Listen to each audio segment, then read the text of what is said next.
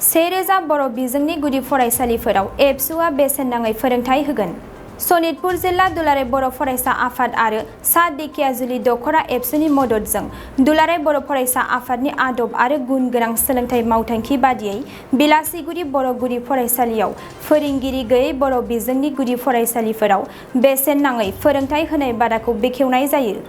बे हाबाफारियाव बाहागो लायो मिरु एबसुनि गाहाय नेहाथारि कनिन्द्र बसुमतारी, बोसोनगिरि कुसुम स्वर्गियारी, सोलोंथाइ नेहाथारि सोमावसार बसुमतारी, सुबुं फोनांजाब नेहाथारि अबिद नार्जारी, सनितपुर जिल्ला एबसुनि आफादगिरि नेहाथारिजों लोगोसे गोबां बिबानगिरि बिथांमोन। दिनै दुलाराय बर' फरायसा आफादनि थांखि जे आसामाव जेसेबां सरकारि गुदि फरायसालि दङ जे गुदि फरायसालिफोराव थोजासे फोरोंगिरि गैया, जे फरायसालियाव सासेबो फोरोंगिरि गैया, नाथाय बै फरायसालिफोराव जुदि फरायसा दङ, दा बै फरायसाफोरनो बर' बिजोंनि फरायसाफोरनो गुन गोनां सोलोंथाइनि होनायनि मोनसे राहाजों बा थांखिजों जोङो आसामाव 1000 गुदि फरायसालियाव बेसेन नाङै फोरोंथाय बादा भलन्टारि माखासे फोरोंगिरि थिसननायनि गेजेरजों जे फोरोंथाय होनायनि जे उद्देश्य बे हाबाफारिखौ दिनै सनितपुर जिल्लानि बे बिलासिगुरि बर' गुदि फरायसालियाव जोङो दिनै जागायदों। दा दिनै दुखुनांथाव बाथ्रा, सनितपुर जिल्लानि नैबे ओनसोलाव गासै बा सनितपुर जिल्लायाव दिनै 12खन फरायसालियाव फोरोंगिरि गैया, नाथाय छात्र दङ। बेवहाय फोरोंगिरि दङ गुणोत्सवनि थाखाय एटाचआव सोसनहरनाय। दा बेखौ गाबोन गुणोत्सव जोबोबानो बे जायगानिफ्राय फोरोंगिरिखौ उठायनानै लाना थांगोन। नाथाय बेवहाय जोङो नुदों नैबे फरायसालियाव 36 फरायसा दङ आरो जायगा जायगा फरायसालियाव 50 जन दङ, बहाबा 60 जन दङ, नाथाय सासेबो फोरोंगिरि गैया। बै फरायसालिफोराव गामिनि गार्जेनफोरासो गामिनि थाइसे थाइनै गरसे गरनै राङारि मदद खांलायलायनायनि गेजेरजों बेवहाय सोरखौबा फोरोंगिरि थिसननायनि गेजेरजों फरायसाफोरखौ फोरोंथाय बादाखौ होबाय थादों। दा बेखायनो बै फरायसाफोरा जेन फैबाय थानाय समाव गुन गोनां सोलोंथाइ लानो हायो आरो बै फरायसाफोरनो गुन गोनां सोलोंथाइयाव होनायाव एसे मदद होनो हायो, बेनि थाखाय दुलाराय बर' फरायसा आफादनिफ्राय फरायसाफोरनि इयुन आरो बर' मिडियामनि इयुन आरो जोंनि बर' हारिनि इयुनखौ नोजोर होनानै जोङो दिनै बे बेसेन नाङै फोरोंथाय बादाखौ जोङो होनो थाखाय जोङो थांखि लादों। जोङो चिरां जिल्लायाव बे हाबाफारिखौ जागायदोंमोन। चिरां जिल्लानिफ्राय बाक्सा जिल्लायाव जोङो जागायबाय, उदालगुरि जिल्लायाव जागायबाय, क'क्राझार जिल्लायाव जोङो जागायबाय आरो दिनै सनितपुर जिल्लायाव जोङो बे हाबाफारिखौ जोङो दिनै जागायदों आरो गाबोन जोङो बिश्वनाथ जिल्लायाव जोङो बे हाबाफारिखौ जागायगोन। गासै आसामाव 1000 गुदि फरायसालि, जे फरायसालिफ्रा सरकारि फरायसालिब्लाबो नाथाय बेवहाय सरकारि फोरोंगिरि गैया बा फोरोंगिरिनि आंखाल, बै जेंनाफोरखौ जोङो एसे जोंनि फारसेनिफ्राय फरायसाफोरनिसिम मदद होनो थाखाय जोङो बे हाबाफारिखौ लादों आरो बे हाबाफारिनि गेजेरजों सरकारनिसिम जोङो खावलायनो लुबैदों जे सोलोंथाइया जिहेतु दिनै गुदिनां मोनथाय फान्डामेन्टेल राइट्स जोंनि संबिधान बायदियै बेवहाय फरायसाफ्रा लेखा फरायनो गोसो, बेवहाय फरायनानै गोरों जानो गोसो, बेवहाय फरायनानै इयुन दानो गोसो, बेवहाय फरायनानै गावनि न'खर दानो गोसो, बेवहाय फरायनानै डक्टर इन्जिनियार जानायनि सिमांखौ नुदों। दा बेखायनो जोंनि सोलिबाय थानाय आसामनि सरकार बिथांमोना थाबैनो बैफोर फरायसालिफोराव फोरोंगिरि थिसननांगौ आरो सोलोंथाइजों सोमोन्दो थानाय जिखिनि जेंनाफोर बे जेंनाफोरखौ सुफुंनानै होनांगौ। आसरित खोथा, नोंथांमोना दिनै नैबे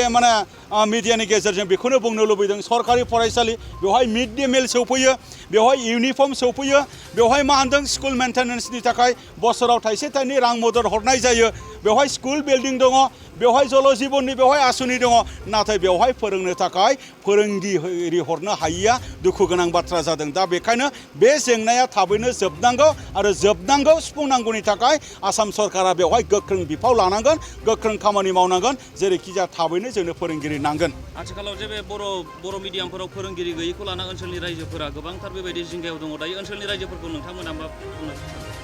दा जोङो ओनसोलनि रायजोफोरखौ जोङो बेखौनो बुंनो लुबैदों जे जों दुलाराय बर' फरायसा आफादा बेफोर जेंनानि थाखाय जोङो दिनै समाधाननि थाखाय आसाम सरकारनि खाथियाव जोङो जेरैबायदि खावलायदों बा आसाम सरकारनि खाथियाव थांनाय समफोराव जोङो आन्दोलनबो खालामबोबाय। बैफोरबायदि जेंनाखौ सुफुंनांगौनि थाखाय रायजो राजानि जोंनो मदद नांगोन आरो रायजो राजानि जेनाखि मेसेज बियो सरकारनिसिम जोङो मोनहोनांगोन आरो रायजो राजाफोराबो गावसोरनि गोसोनि साननाय बे बाथ्राफोरखौ सरकारनिसिम मिथिहोनांगोन। मानो होनबा बे फरायसालि गंसेखौ जोङो फोथैनानै लानो हाया। बे फरायसालि गंसेया बेवहाय जुदि थैयोब्ला गोरिब गुन्द्राफोरा बबे फरायसालियाव गावनि गथ'फोरखौ फोरोंगोन आरो बे फरायसालिया जुदि थैनानै थाङोब्ला बर' मिडियामनि गंसे बेवहाय फरायसालि थैगोन आरो बे फरायसालिया थैनानै थाङोब्ला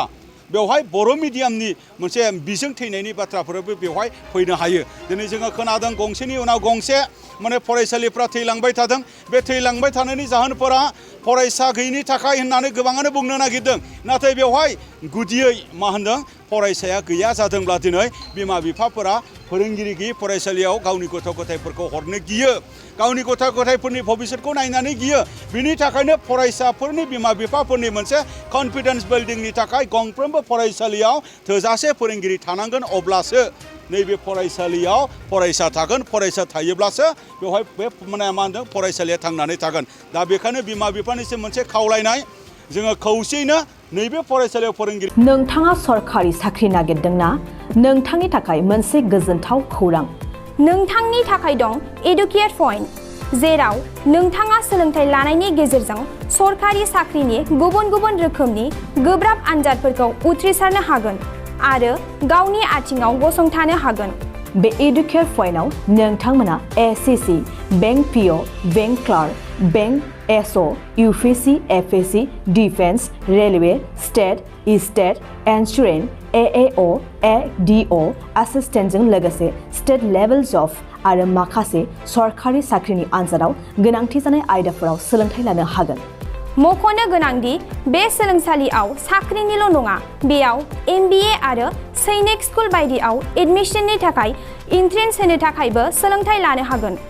बे सोलोंसालियाव गाहाम थाखो खथानि सुबिदा दं आरो सम मथे नोंथांनि सोलोंथाइखौ बे सोलोंसालियाव होनाय जागोन बेखौबो मिथिनांगोन दि बे एडुकेट पइन्टआव सोलोंथाइ लानानै बावैसो 2021-22 इं मायथाइनि एसएससि जिडिनि आनजादाव गासै 11 सा सोलोंसाफोरा उथ्रिसारनो हादों बारा नङा गासै 15,000 रांजोंनो नोंथाङा बे सोलोंसालियाव 6 दानसिम सोलोंथाइखौ लानो हागोन बे सोलोंसालिया क'क्राझार बरपेटा रड गवालपारा आरो बङाइगावआवबो दं क'क्राझाराव सोलोंथाइ लानो गोसो गुदुं जानाय सुबुंफोरा 700-226-133 9101 536360 700-226-133 9101 536360